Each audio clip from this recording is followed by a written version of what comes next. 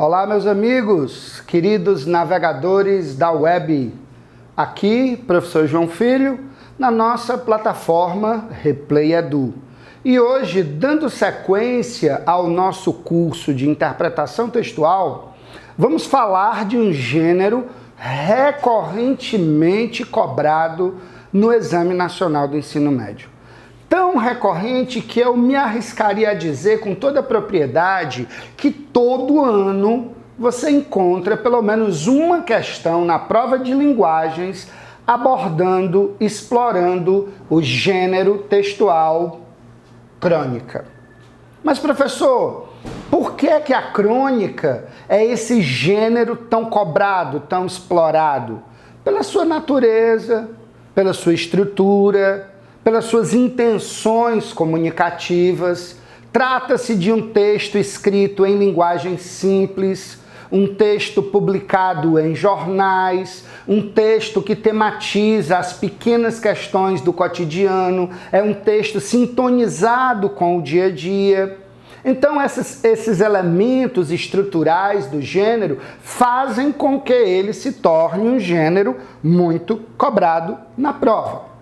Mas eu queria que você acompanhasse comigo aqui algumas observações conceituais da maior importância para você não errar as questões sobre crônica no Enem.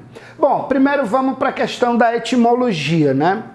A palavra crônica, ela vem do grego, né? Cronos. Cronos, essa é a etimologia. E cronos quer dizer o quê? Tempo. No caso da crônica, mais especificamente, o tempo presente, o tempo atual. Aí, de modo conceitual, a gente já tem a primeira grande característica desse gênero. A crônica necessária e obrigatoriamente fala de questões do tempo presente. Fala de questões do cotidiano, de questões do dia a dia. Mas aí você me pergunta, professor, será que o cronista não pode falar de algo do passado, não? Pode, claro que pode. Desde que seja para estabelecer um paralelo, para fazer uma comparação com algo do presente. Imagine que você está na sua cidade hoje e rememora e relembra a mesma cidade na sua infância. Então você faz essa comparação entre a cidade do passado, da sua infância, e a cidade do presente para discutir alguma questão do presente, alguma questão cotidiana. Portanto, a crônica ela está circunscrita no espaço-tempo do cronista, entende? Então essa é uma das primeiras características da crônica. E é exatamente por esse elemento, né, por essa contemporaneidade, que a crônica acaba absorvendo elementos do jornalismo. E aí se torna um gênero híbrido, ou seja, um gênero misturado, que mistura elementos do universo do jornalismo com elementos do universo da literatura.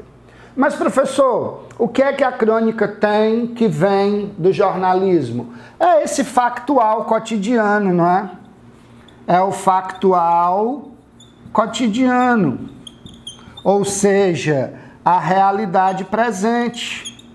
A realidade presente. O cronista, como repórter, como jornalista típico, é aquele homem que está observando a realidade que o circunda, observando os fatos que permeiam o seu dia a dia. E a partir da observação desses fatos, ele tira a matéria-prima do seu texto. Portanto, o cronista, como repórter, é aquele indivíduo que tem o olhar para o cotidiano, o olhar para a realidade presente, o olhar para o dia a dia.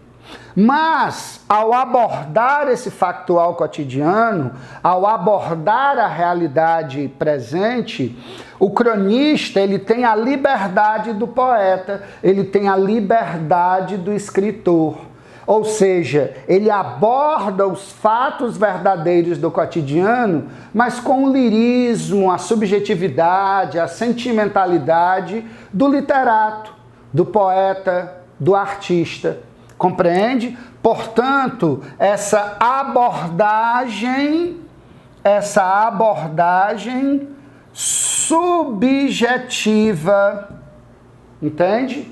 Essa visão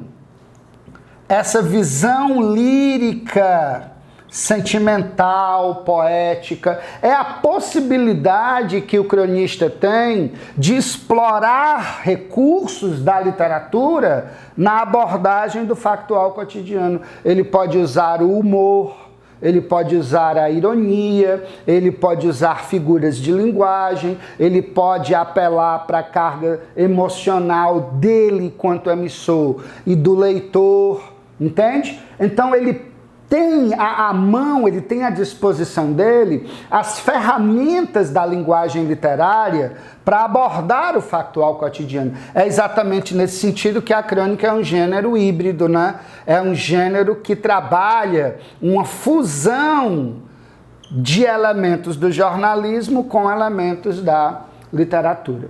Está entendendo o raciocínio? Portanto, é esse texto que oscila entre o efêmero e o perene. O efêmero que se esgota nas 24 horas do jornal, dependendo do fato retratado, mas a abordagem lírica que pode despertar sobre aquele fato o interesse do leitor do futuro.